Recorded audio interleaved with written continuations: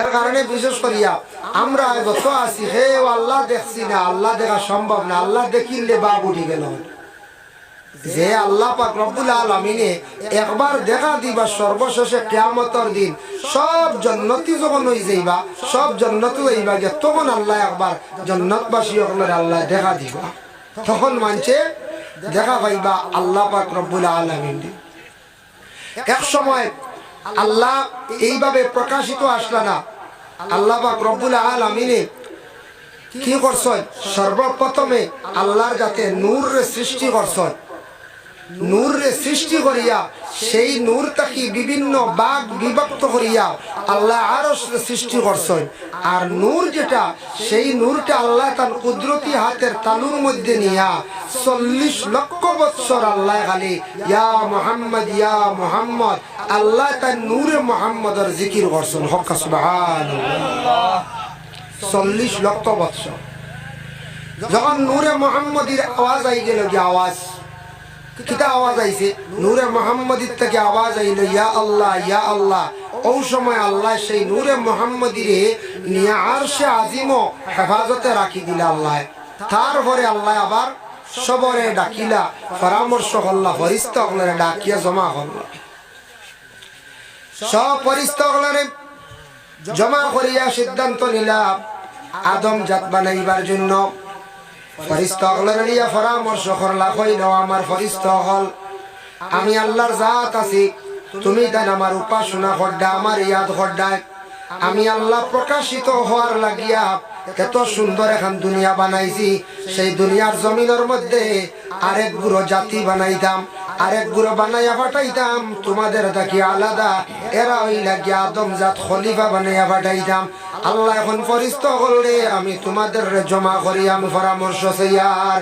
وَإِذْ قَالَ رَبُّكَ لِلْمَلَائِكَةِ إِنِّي جَاعِلٌ فِي الْأَرْضِ خَلِيفَةً। আদমের ঘটনা তুলা আনতে লাগে। ও আল্লাহ কইলা আমি খলিফা বানাই দিতাম দুনিয়ার জমিন, আমি সিদ্ধান্ত নিছি গিয়া।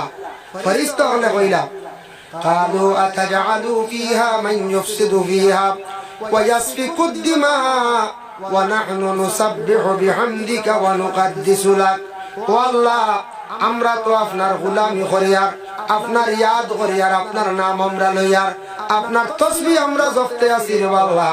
আপনি যেন জমিন খলিফা আরেক গুরু বানাইবা, আদমজাত বানাইবা, এরা আমরার ধারণা আমরা তাকে আলাদা, এরা জমিনের মধ্যে ফিতনা ফসাদ জাহির করবা।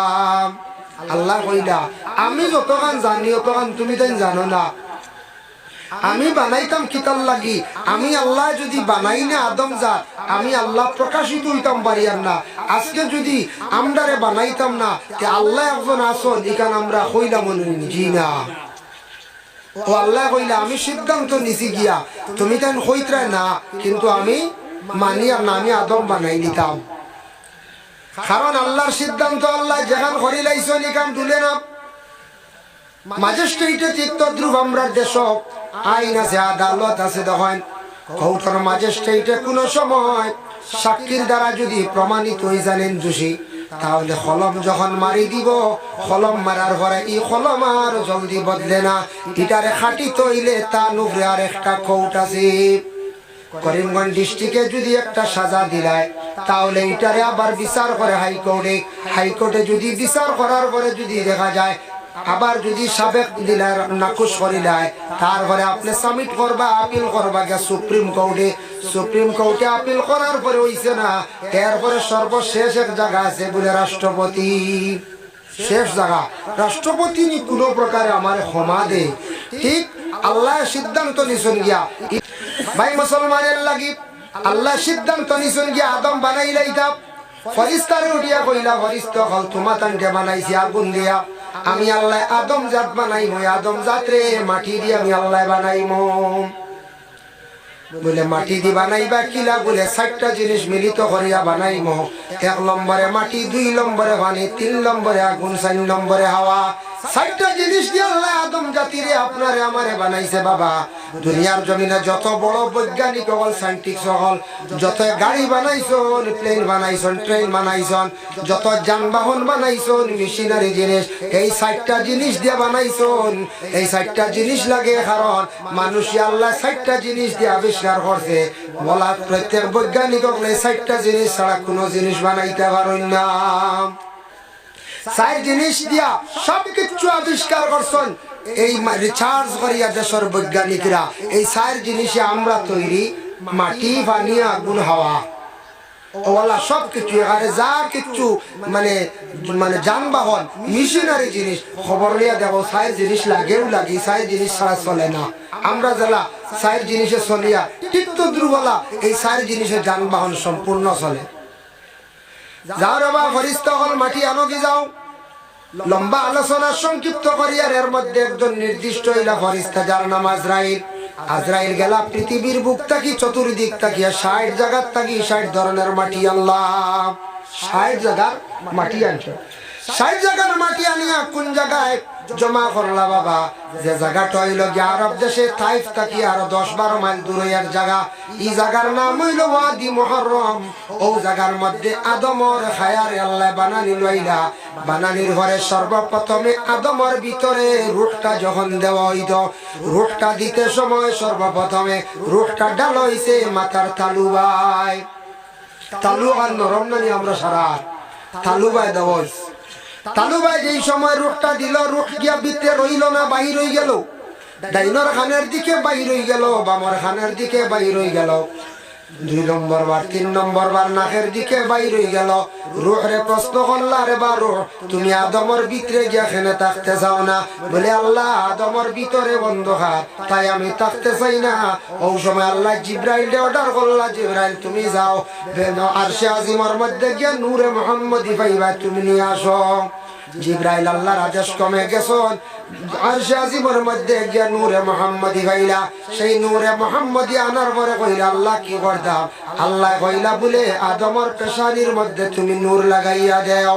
ওই সময় জিব্রাইল আদমর কপালের মধ্যে নূর লাগাইলা, লাগানির লগে লগে আলোকিত হয়ে গেল।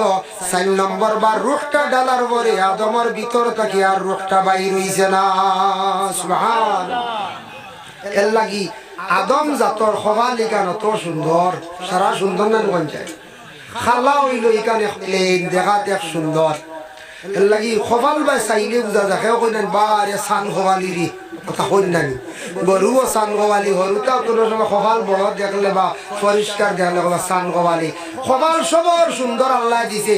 শরীরের অঙ্গর মধ্যে কিছু বেশ কম থাকে বেহা সেখা, কিন্তু কপাল বেহা থাকে না।